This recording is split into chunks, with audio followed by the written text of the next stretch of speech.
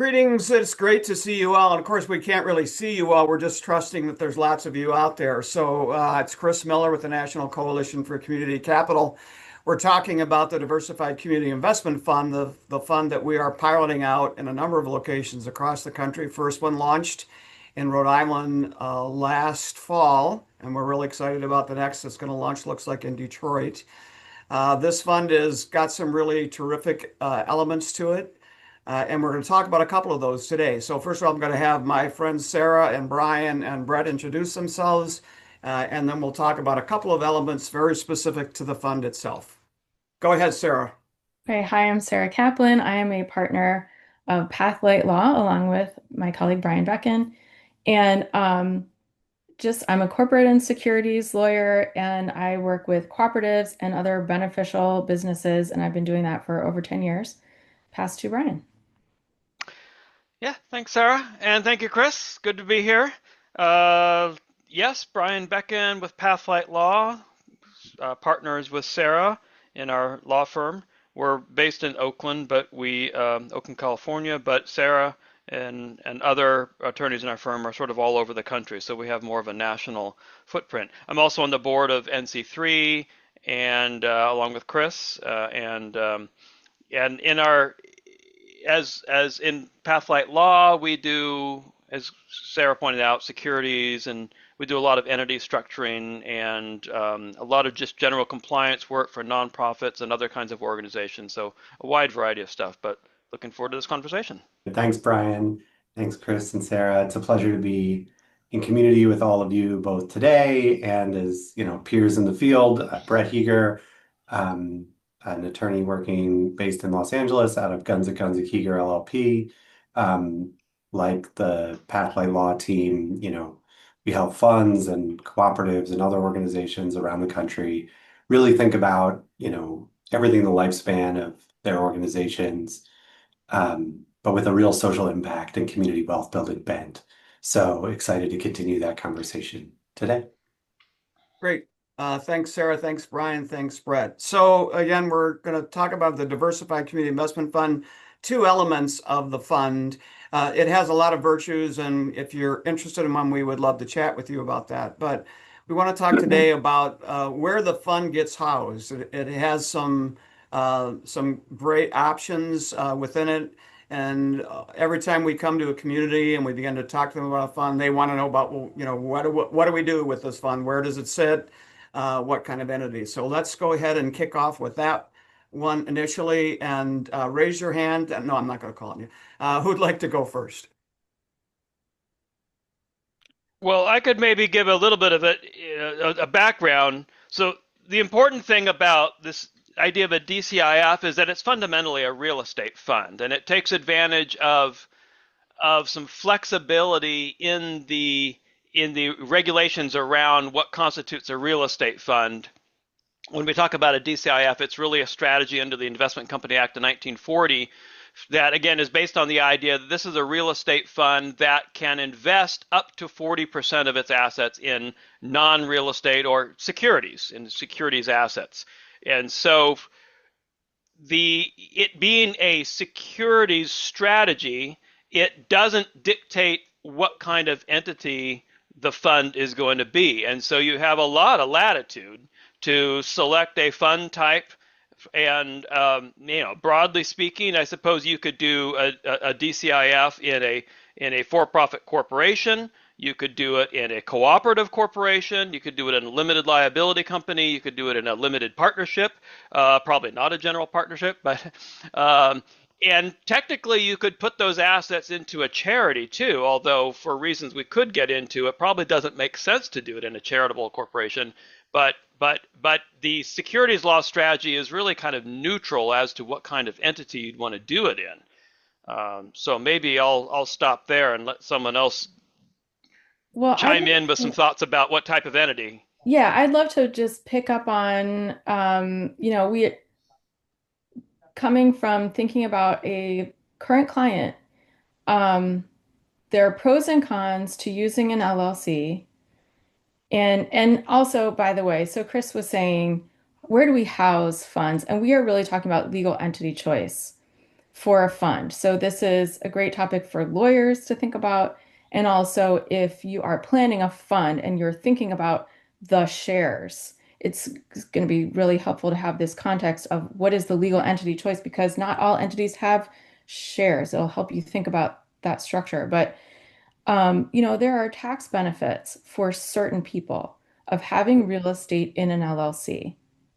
So what the combo of structures that is rising to the top for us in some instances is having an LLC and then also having a corporation be a member of that LLC. So investors who benefit from pass-through owning real estate in a pass-through sense for tax purposes, they can invest directly in that LLC.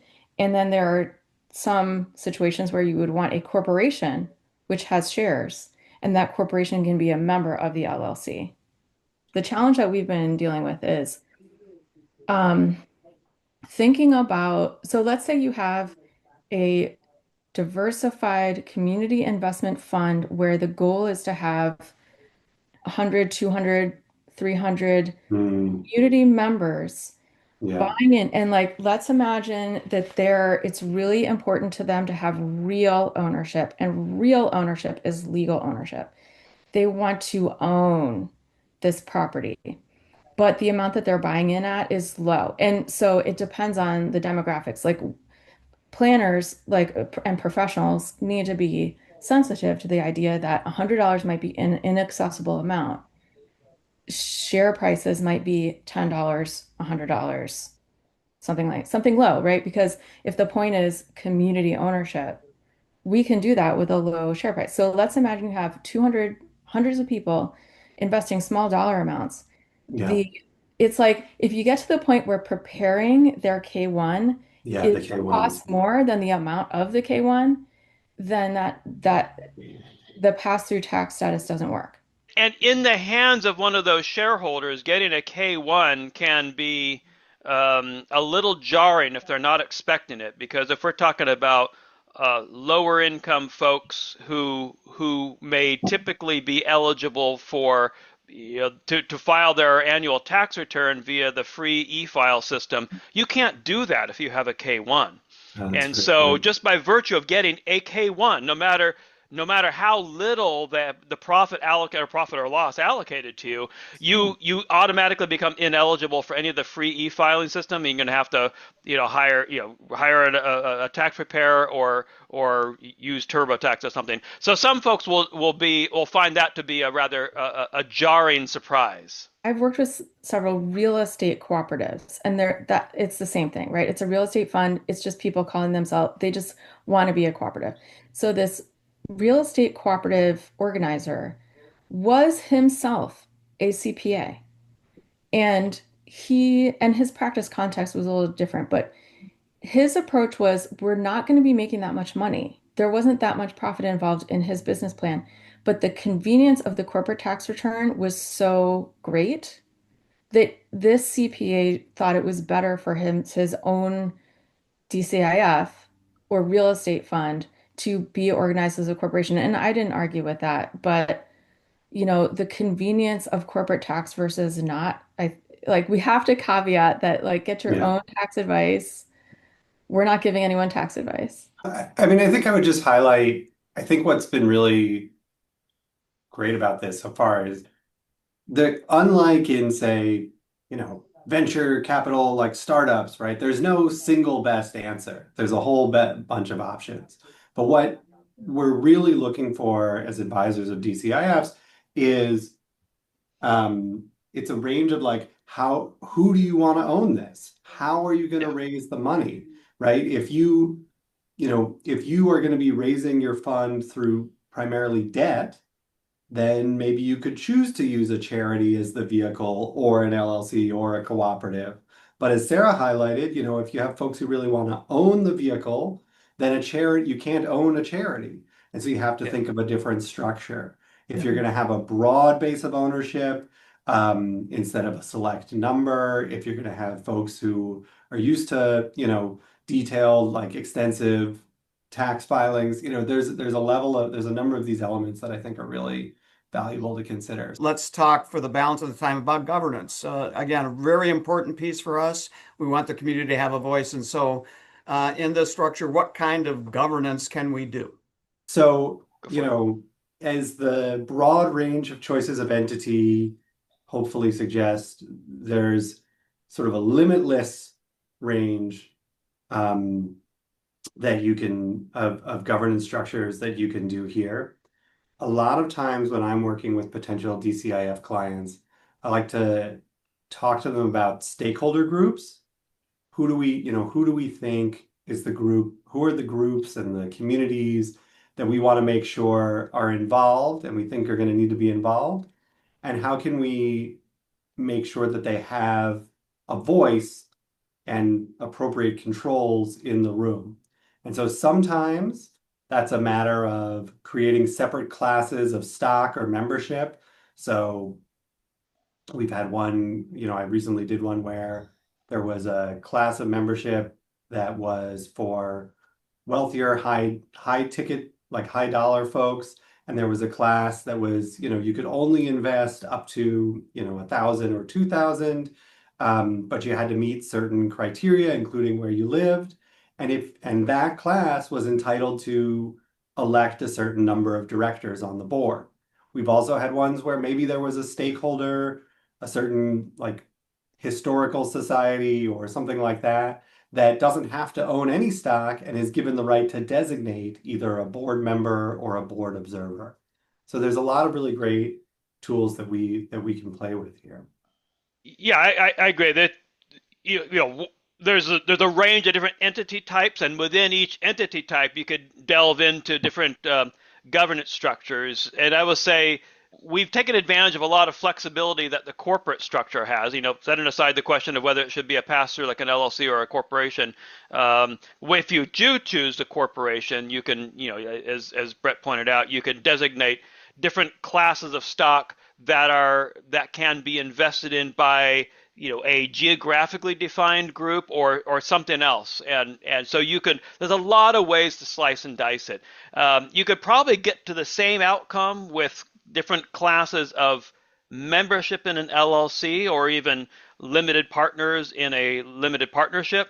So I don't know, and when it gets into the world of cooperative structures, Sarah, I'd have to defer to you. Do you want to talk a little bit about governance in a co-op? Sure. And it's the same as a corporation, which is, it's normally one member, one vote. And you can have different classes.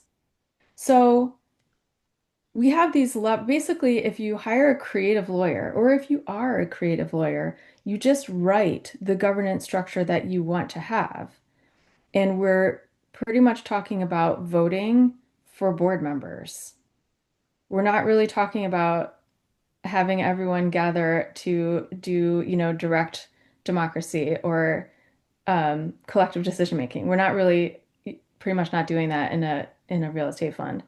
Yeah, that's something where we're talking with a client with right now where, the manager is going to really be making the day-to-day decisions. Like, they're making loans. So, there's professional underwriters. You just don't need the full community input on this. What you need is what are some high-level investment principles, and then we're working through a list of what are the situations when we would want to go back either to the whole broader membership or to sort of a representative body, just to sort of get some authorization and clean up and make sure that if we're veering from the selected path, that we're getting the appropriate feedback. You can have one common share each.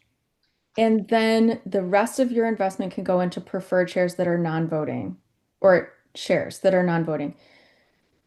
That's something to think about in terms of how to make it cooperative. Terrific. Well, I think as you can see, one of the beauties of this is that we can design something that's right for your community, that there are options in terms of how it's structured and where it sits, and the governance piece as well. And that's one of the things that we like about this, because as we work with a very diverse range of communities, with a very diverse range of projects and assets and liabilities, it's really important that we have that flexibility. So thanks to our three attorneys in the room here today. And join us next time on one of our coalition conversations. Thanks, Chris Miller, on behalf of NC3.